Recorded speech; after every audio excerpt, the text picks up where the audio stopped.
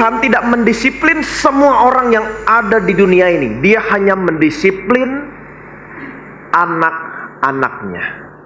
Hari ini saya akan ajak saudara untuk melihat, supaya hari ini saudara nggak takut lagi kalau saudara menemukan kalimat dihajar, ditegur, disesah, disiksa. Saudara harus lihat dalam bahasa aslinya. Karena Alkitab mengatakan tidak ada kontradiksi. Kalau Alkitab mengatakan tidak lagi ada penghukuman.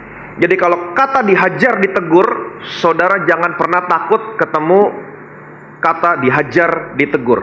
Saya akan jelaskan sama saudara bagaimana caranya Tuhan mendisiplin saudara hari ini, bagaimana caranya, dalam bentuk apa dia mendisiplin saudara, dan apa tujuannya dia mendisiplin saudara. Saudara siap diberkati?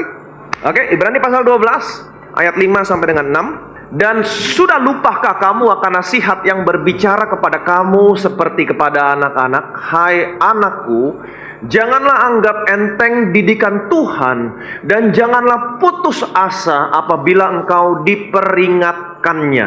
Karena Tuhan menghajar orang yang dikasihinya, dan ia menyesah orang yang diakuinya sebagai anak. Nah, seperti yang tadi saya katakan, kalau saudara ketemu kata Tuhan menghajar, ia menyesah, saudara jangan takut.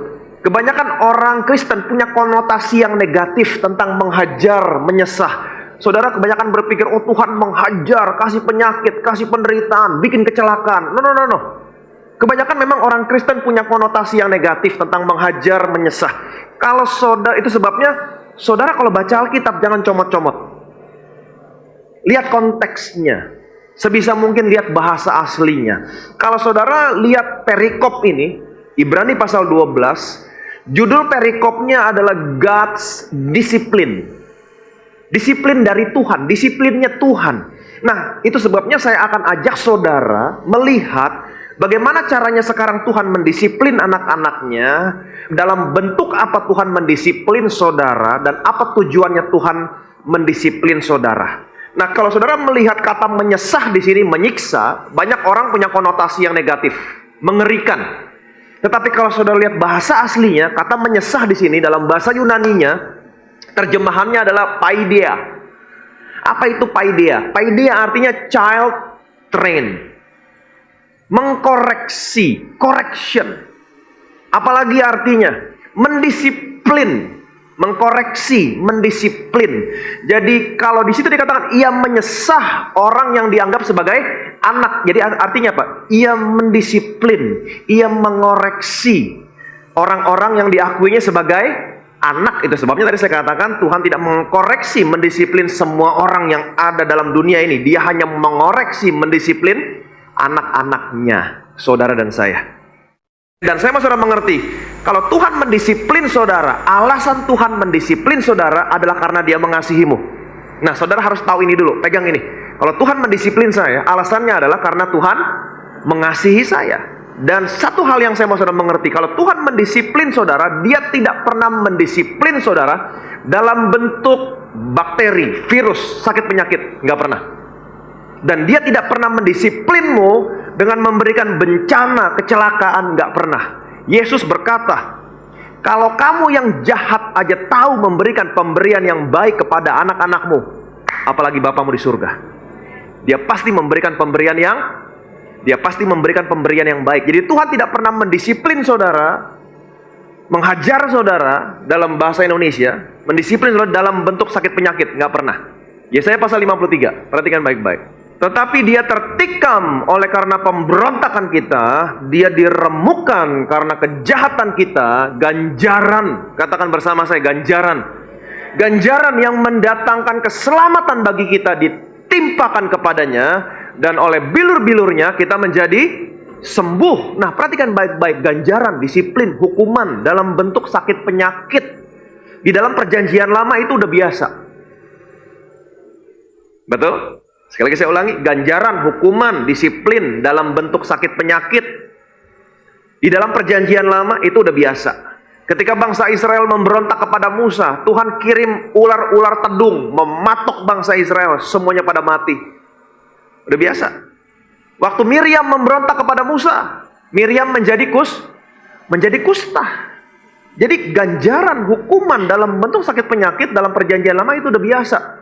Tapi saya punya kabar baik buat saudara, ganjaran Disiplin Tuhan dalam bentuk sakit penyakit sudah ditimpakan kepada Yesus. Artinya hari ini ganjaran dalam bentuk sakit penyakit tidak akan pernah ditimpakan kepadamu. Amin. Dan kalau hari ini saudara sakit, inilah kebenarannya, oleh bilur-bilur Yesus semua penyakitmu pasti disembuhkan. Yang percaya boleh bilang amin. Jadi Tuhan tidak pernah mendisiplinmu, mengganjarmu, menghajarmu hari ini dengan sakit penyakit, nggak pernah. Tapi banyak orang Kristen suka punya pikiran yang salah. Waktu dia ngelihat orang Kristen yang lain sakit, dia berkata begini, ini pasti teguran dari Tuhan. Ini pasti disiplin dari Tuhan. Saya nggak ngerti kenapa Tuhan begitu keras sama dia, mendisiplin dia. Karena Tuhan tidak pernah mendisiplinmu dalam bentuk sakit penyakit, nggak pernah. Kalau begitu bagaimana caranya Tuhan mendisiplin saudara hari ini? Nah, kita kembali ke dalam kitab Ibrani. Saya mau saudara mengerti. Surat Ibrani ditulis oleh Rasul Paulus kepada jemaat di Ibrani. Jemaat di Ibrani adalah orang-orang Israel yang sudah percaya sama Yesus. Inti dari surat Ibrani, surat Paulus kepada jemaat Ibrani, intinya adalah sesuatu yang lebih baik. Dengan kata lain, Paulus ingin memberitahukan kepada orang-orang Israel yang sudah percaya sama Yesus, kalau kamu sudah percaya sama Yesus, kalau kamu sudah terima Yesus, kamu sesungguhnya memiliki sesuatu yang lebih baik daripada apa yang kamu miliki sebelumnya. Ibrani pasal 1, Ibrani pasal 2 berbicara tentang Yesus dan malaikat-malaikat. Yesus lebih tinggi daripada malaikat. Memang ada kalanya di situ dikatakan Yesus dibuat lebih rendah daripada malaikat dalam waktu yang singkat. Kapan? Waktu dia membebaskan waktu dia membebaskan saya. Ibrani pasal 3 berbicara tentang Yesus dan Musa. Yesus lebih tinggi daripada Musa.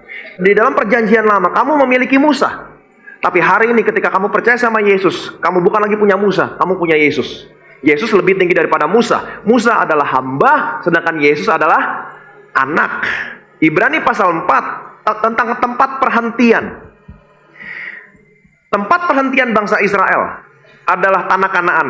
Di sana masih ada musuh, tapi tempat perhentianmu yang sesungguhnya adalah siapa? Yesus. Ibrani pasal 5 berbicara tentang imam besar. Kamu punya imam besar yang namanya Harun, tapi dia sudah mati. Tapi sekarang kamu punya imam besar yang lebih tinggi daripada Harun. Siapakah dia? Yesus. Jadi Ibrani berbicara tentang sesuatu yang lebih baik. Nah, judul 12, pasal 12 di sini berbicara tentang God's discipline. Saya akan tunjukkan sama saudara apa konteksnya, apa latar belakangnya Tuhan mendisiplin saudara. Mulai ayat yang pertama, perhatikan baik-baik. Karena kita mempunyai banyak saksi, bagaikan awan yang mengelilingi kita. Kita mengatakan saudara dan saya punya banyak saksi, seperti awan yang mengelilingi kita. Siapa aja saksi saudara? Kita punya banyak saksi sekarang. Bagaikan awan yang mengelilingi kita. Siapa aja? Ada Musa, ada Abraham, ada Ishak, ada Yakub, ada Musa, ada Daud, ada Elia, ada Elisa. Mereka adalah saksi. Mereka sedang menyaksikan kita bagaikan awan yang mengelilingi kita. Kemudian di situ dikatakan, marilah kita menanggalkan semua beban dan dosa yang merintangi kita dan berlomba dengan tekun dalam perlombaan. Katakan bersama saya, perlombaan. Jadi hidup saudara, hidup saya adalah perlombaan. Saudara dan saya sedang berlomba, sedang dalam pertandingan. Alkitab mengatakan pertandinganmu, pertandingan saya adalah pertandingan iman. Betul. Yang diwajibkan bagi kita. Jadi sekarang saudara sedang bertanding ini. Pertandingan saudara dinamakan pertandingan apa? Iman, mempertahankan imanmu. Jadi di surga sekarang Abraham, Ishak, Yakub, Daud, Elia, Elisa, mereka sekarang sedang di surga, sedang duduk nontonin saudara dan saya bertanding. Jadi saudara dan saya sekarang sedang bertanding. Kemudian ayat yang kedua mengatakan, marilah kita melakukannya. Marilah kita menjalani hidup ini, pertandingan ini. Bagaimana caranya? Dengan mata yang tertuju kepada siapa? Kepada Yesus. Katakan bersama saya, dengan mata yang tertuju kepada Yesus. Marilah kita bertanding melakukan kehidupan ini dengan mata yang senantiasa tertuju kepada Yesus. Nah, judul perikop ini adalah God's discipline. Saya akan tunjukkan sama saudara konteksnya. Kenapa Tuhan mendisiplin saudara? Apa latar belakangnya Tuhan mendisiplin saudara? Kenapa Tuhan mendisiplin saudara? Karena matamu dalam hidup ini, matamu seringkali tidak tertuju kepada siapa? Kepada Yesus. Sekali lagi saya ulangi. Kenapa Tuhan mendisiplin saudara?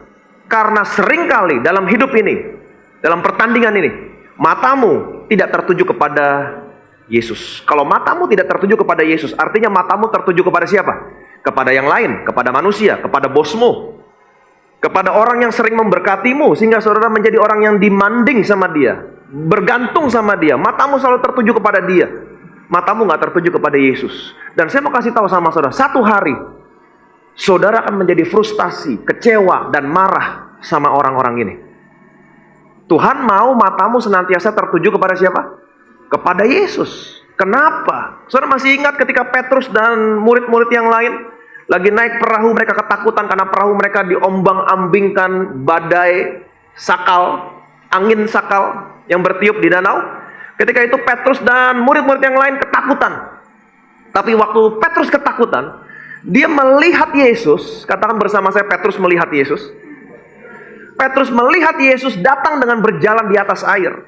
Kemudian Petrus berkata, Tuhan, jika itu Engkau, suruhlah aku berjalan di atas air menghampiri Engkau. Apa yang terjadi? Yesus berkata, datanglah. Nah, ketika mata Petrus melihat Yesus, Petrus bisa berjalan di atas air. Ketika mata Petrus melihat Yesus, sekarang Petrus ada di atas sesuatu yang dia takutkan, yang tadinya dia takutkan. Betul? Sekali lagi saya ulangi, ketika mata Petrus melihat Yesus, sekarang Petrus bisa berada di atas sesuatu yang tadinya dia takutkan. Pertanyaan saya, apakah hari ini ada sesuatu yang saudara takutkan dalam hidupmu? Ada? Banyak, Pak. Saya mau kasih tahu, lihat Yesus. Matamu memandang Yesus. Ketika matamu memandang Yesus, Yesus akan membuat saudara ada di atas sesuatu yang tadinya saudara takutkan. Sesuatu yang tadinya saudara takutkan akan ada di bawah kakimu ketika matamu memandang Yesus. Kalau saudara periksa di dokter, kemudian dokter kasih saudara hasil lab, Bu, maaf, berdasarkan hasil pemeriksaan kami, Ibu punya penyakit A, B, C, dan maaf Bu, yang A kita belum ada obatnya. Takut gak? Takut. Tapi saya mau kasih tahu, pulang masuk kamar, lihat Yesus. Amin. Lihat Yesus yang ada di atas kayu salib. Tuhan, Engkau tergantung di atas kayu salib. Yesaya mengatakan, Kau hancur-hancuran. Orang mengira Engkau kena tulah, dipukul, ditindas Allah. Tetapi sesungguhnya Engkau sedang menanggung penyakit saya. Kalau Engkau sudah menanggung penyakit saya, termasuk yang tadi dokter bilang penyakit saya, artinya hari ini nggak boleh lagi ada penyakit dalam tubuh saya. Dan oleh bilur-bilurmu, semua penyakitku sembuh. Amin. Dan ketika saudara melihat Yesus sudah menanggung penyakitmu, apa yang terjadi? Saudara merasa rest, damai. Saudara berada di atas sesuatu yang tadi saudara takutkan. Ketika anak buahmu datang bawa laporan keuangan, dan anak buahmu berkata, Pak, 3 bulan terakhir performance perusahaan kita terus turun. Kalau selama 3 bulan ke depan akan seperti ini, kita tutup. Takut gak? Takut. Tapi saya mau kasih tahu, anak buahmu keluar, buka Alkitab, lihat Yesus dalam Alkitab. Lihat Yesus. Alkitab mengatakan, Tuhan adalah gembalaku. Apa yang terjadi kalau Yesus menjadi gembalamu? Apa yang terjadi kalau dia menjadi gembalamu? Alkitab mengatakan, dia akan membaringkan saudara di padang yang berumput hijau. Dia akan membimbingmu ke air yang tenang. Dia akan menyegarkan jiwamu. Gadanya, tongkatnya akan menghibur kamu. Amin. Dia akan menyediakan hidangan bagimu di hadapan lawanmu. Pialamu penuh melimpah. Alkitab mengatakan, kemurahan, kebajikan belaka yang mengikuti aku seumur hidupku. Apa yang terjadi ketika saudara melihat Yesus sebagai gembalamu? Laporan keuangan 3 bulan lagi bilang tutup. Tapi ketika saudara melihat Yesus sebagai gembalamu, saudara berkata, no. Kalau Tuhan adalah gembalaku, kemurahan, kebajikan belaka yang mengikuti aku seumur hidup.